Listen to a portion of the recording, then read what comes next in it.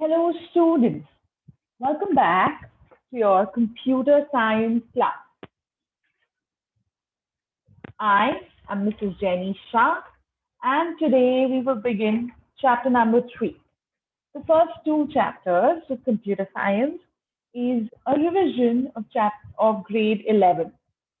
And so I want you all to take down the homework for this class right now.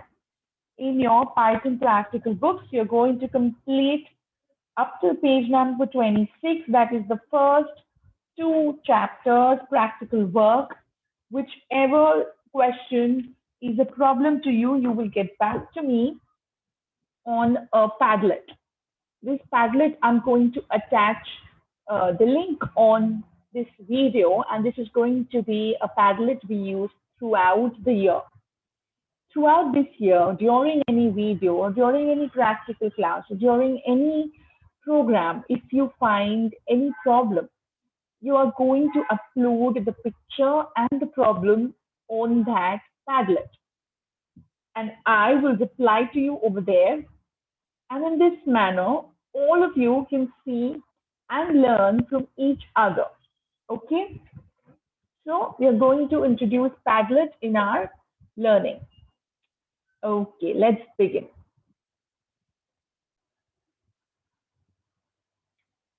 Chapter 3 is working with functions. Now, large programs are normally avoided because it is difficult to manage a single list of instructions.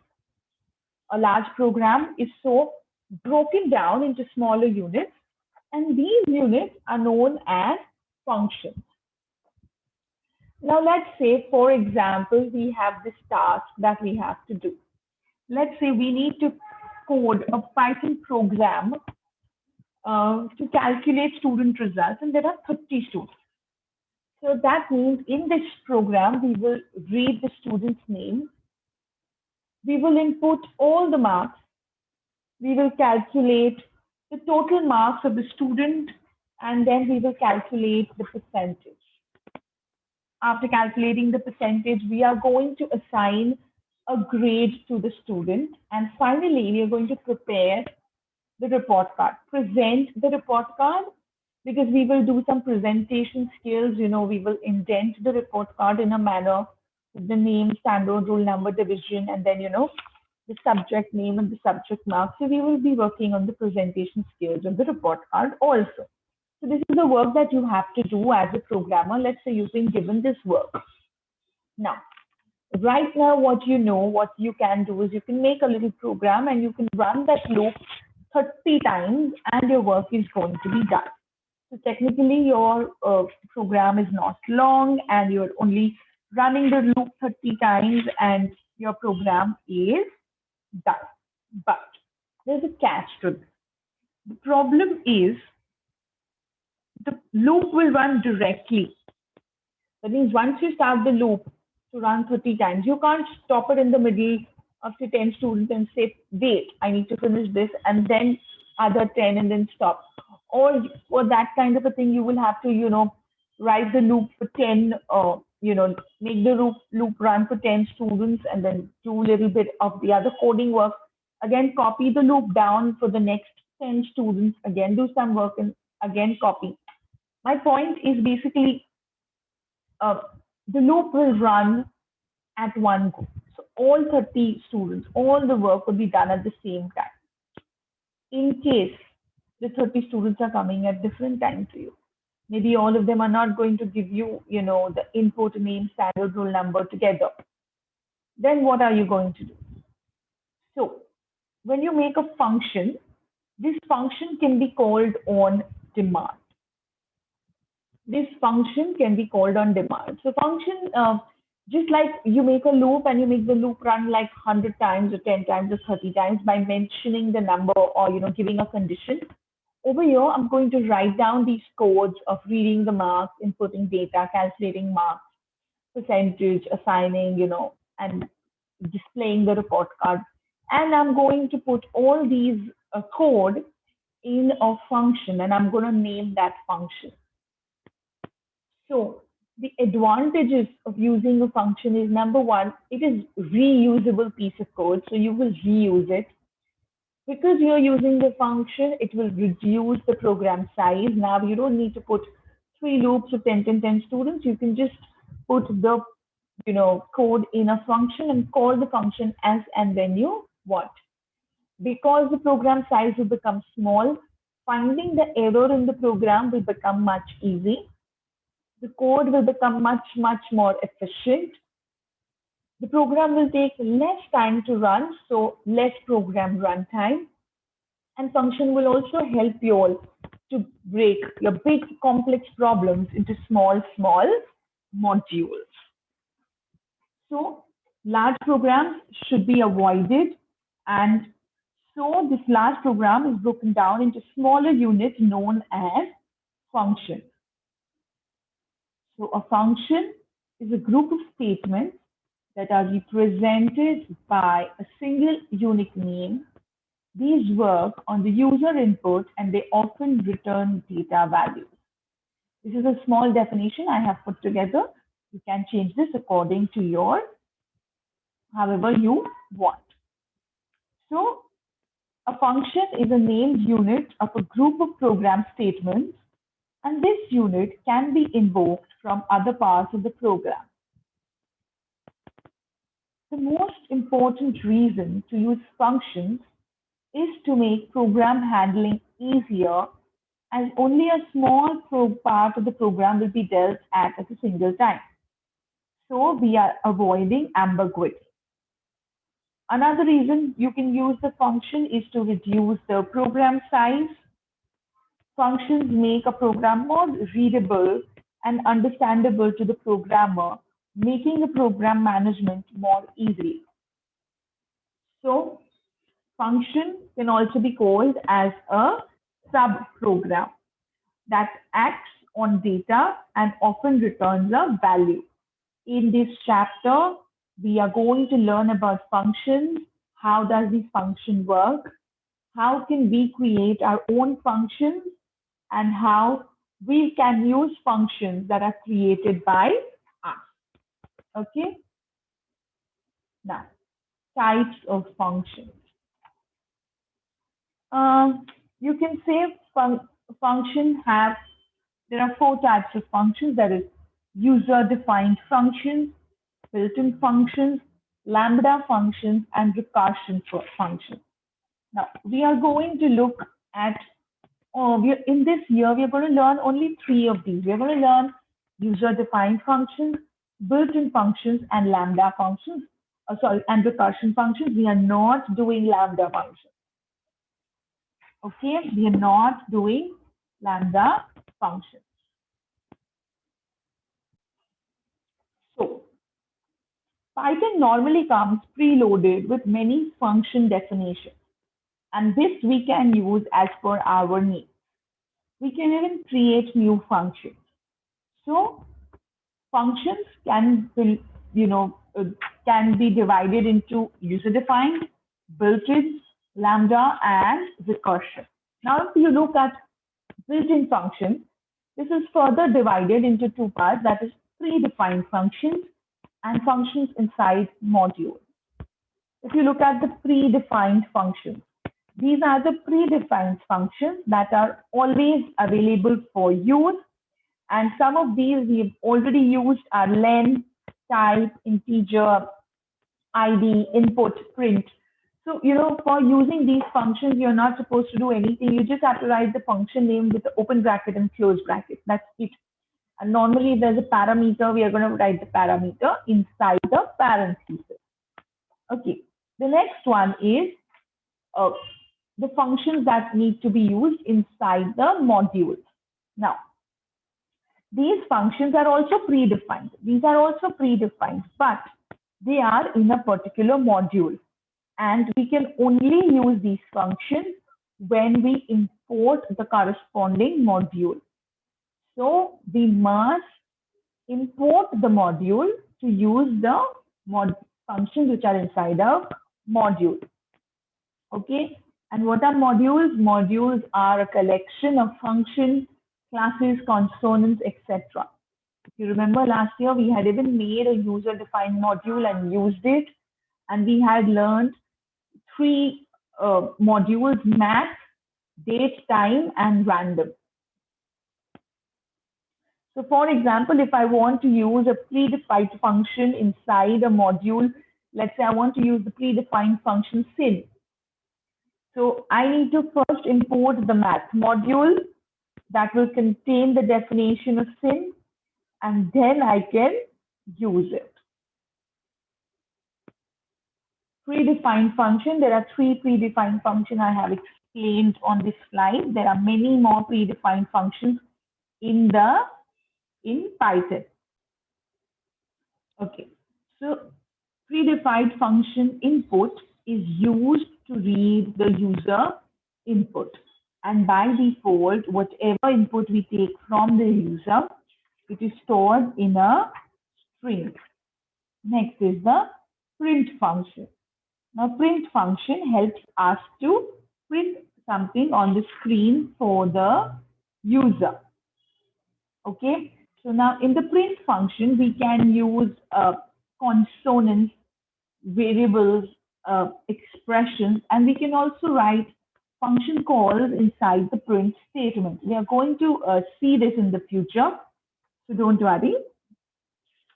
And next is the range function. Now, if you look at the range function, this range function actually creates a sequence for us, and it takes mandatory one argument, that is the stop argument.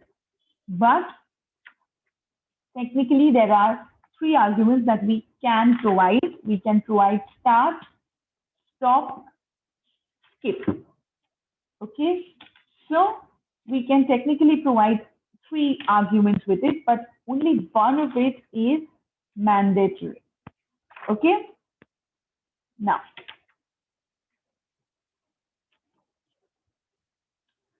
let's talk about the functions that are inside the module, like the math module. Now, math is a standard module in Python, which is always available for us to use.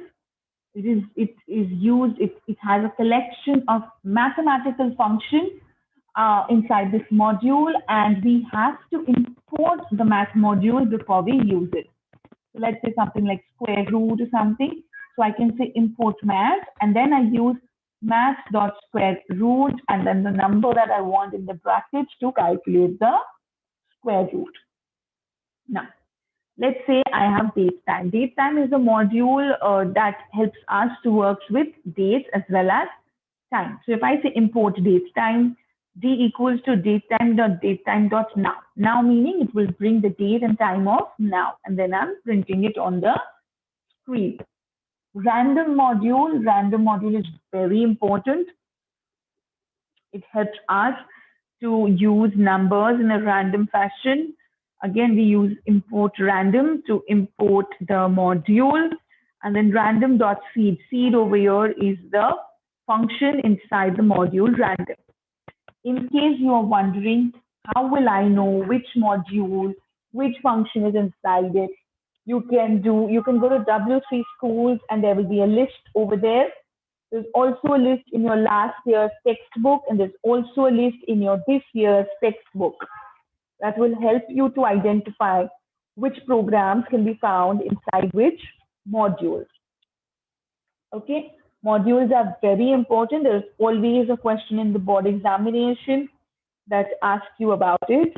So please make sure you learn it.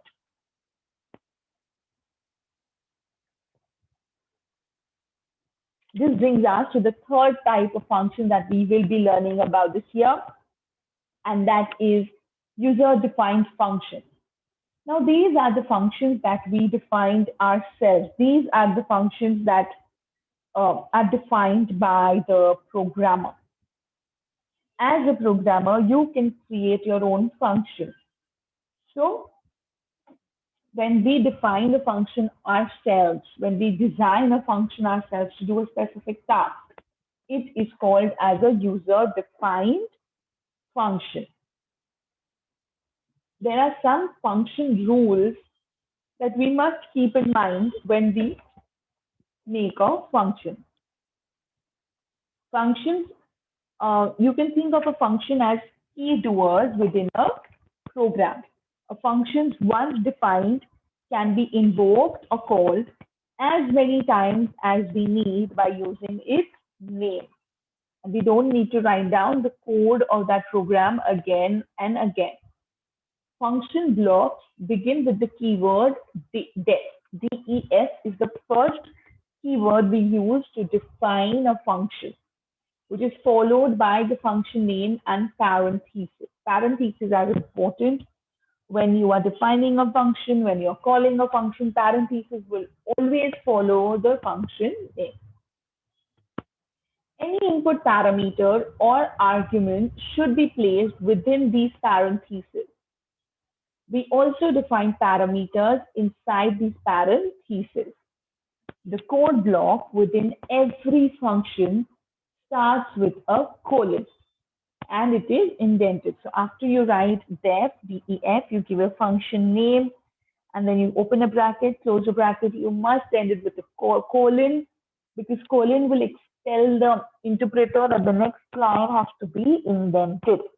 So if you press enter, automatically indentation will come. The statement return exists in a function, but optionally passing back an expression to the caller. That means the return function is absolutely voluntary, it is optional, it is not compulsory. You can choose or opt to not mention it inside a function if you don't necessarily need to send any data values back to the main program. A return statement with no argument is the same as return none. So if you have a return statement with no arguments in it, you're not returning any data value, but you're using the return keyword just like that. It is the same as returning the word none. So I can write return or I can write return none, or I will not mention return at all. It is all the same thing. This is a sample structure of the program.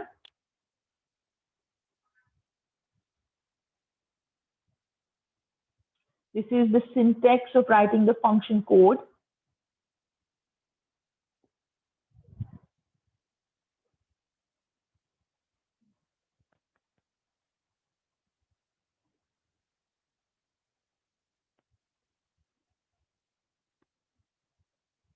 DEF over here is the keyword which helps us to define the function.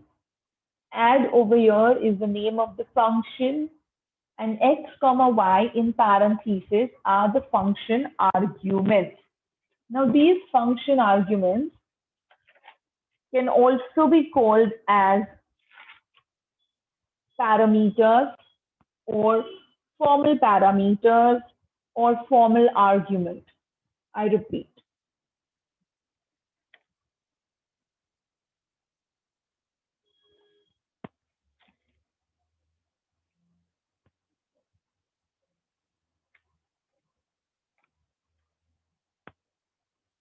X comma y over here has three names. Alternatively, you can call it a parameter, a formal parameter, or a formal argument. The word formal comes over here because it is in the format area. This is the format of the function. These codes help us to create a format of the function. DEF is the keyword that we use. Next is the words print and return over here. These are the function code. This is the body of that function. This is the, it will always be indented. Okay.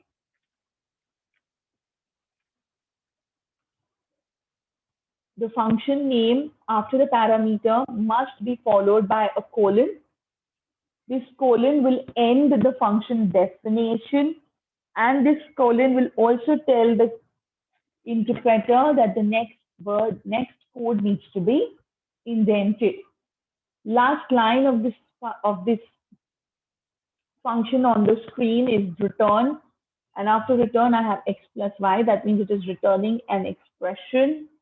So in the return is my return statement. Okay, And if I have to call this program from somewhere, let's say I need to call this program, then I'm going to write add.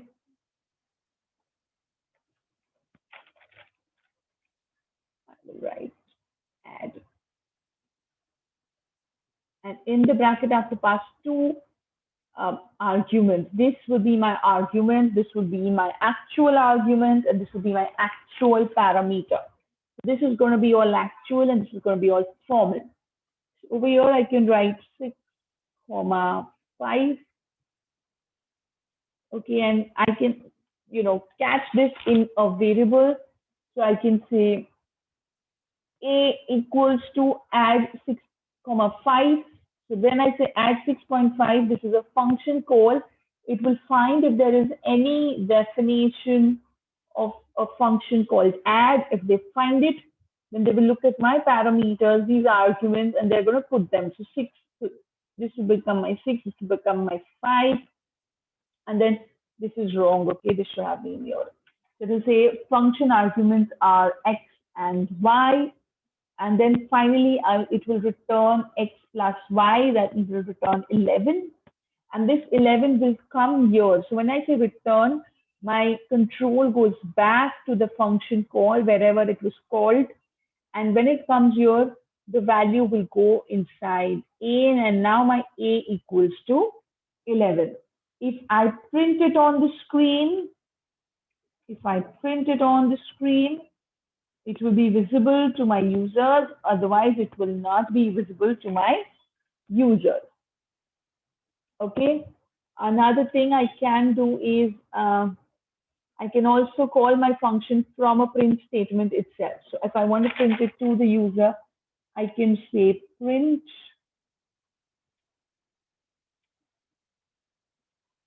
and in the bracket, I'm calling my add function. And in bracket, I'm passing the two numbers. These numbers are my consonants, they are literal, so this will print 11 on screen immediately. Okay, to call these function, I can also pass variables. So I can also say add a comma b. This will also call these function, and the value of x, the value of a will go in x and the value of b will go in y. Okay, if I write add ba over here instead, then this will be my b and this will become my a. I can also have a one consonant and one variable. So I can say a comma 7. This will also work. I can also say add, and I have 10 as my first consonant, which is ready. And then the second one, I say a plus b. This is also a genuine function call, but we must remember I cannot say things like add and then say 1. This will give me an error because when I made my key function, I said there will be two variables that you get, but I'm sending only one variable, so this will not work. Another thing that will not work is when I do more. When I say x, comma, y, comma, z. This will also give me an error because I expect 2 and I'm sending 3, so it will not work. One more thing you must remember, you should know, when I say add, let's say x, comma, y, this xy is different from this xy. So this value will be put into this value will be put into this value. So I can give the same names when I'm calling the function, or I can give separate names. It doesn't matter because they are both considered as separate entities. Okay.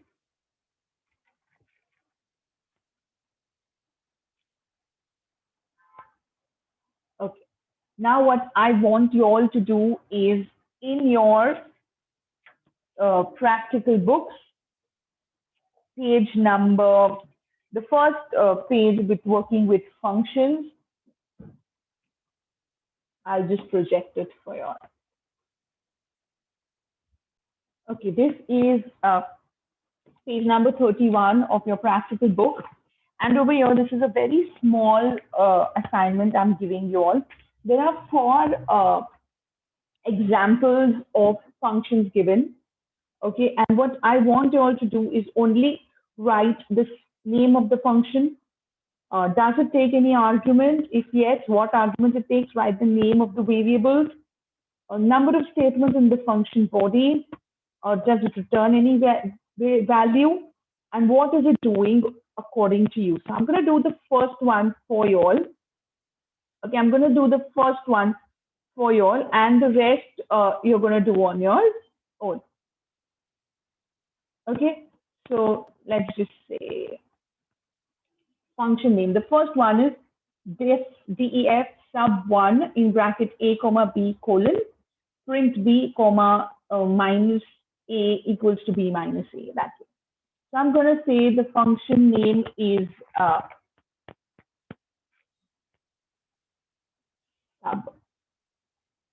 The function name is sub. Takes any arguments? Yes, it does take arguments. It's taking 2 arguments, taking a and b. So I will say a and b. A number of statements in the function body. There is only 1 statement in the function body.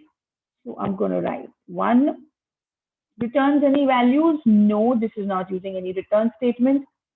So I'm going to say no. What is it doing? It is subtracting, I think. It is subtracting. It's a subtraction thing, I feel. So I'm going to write subtraction. You can even write a longer sentence here. That is fine. Okay, so you're going to do this for all the 4 examples given. We come back next class. We discuss the answers. I may not show you the screen that time. I'll discuss the answers with you, and then we'll move ahead from there. Till then, start reading this chapter in your textbooks. We've completed a big chunk today. Very important chapter, which will set base for the entire year. Stay home, stay safe, take care, keep learning. Thank you.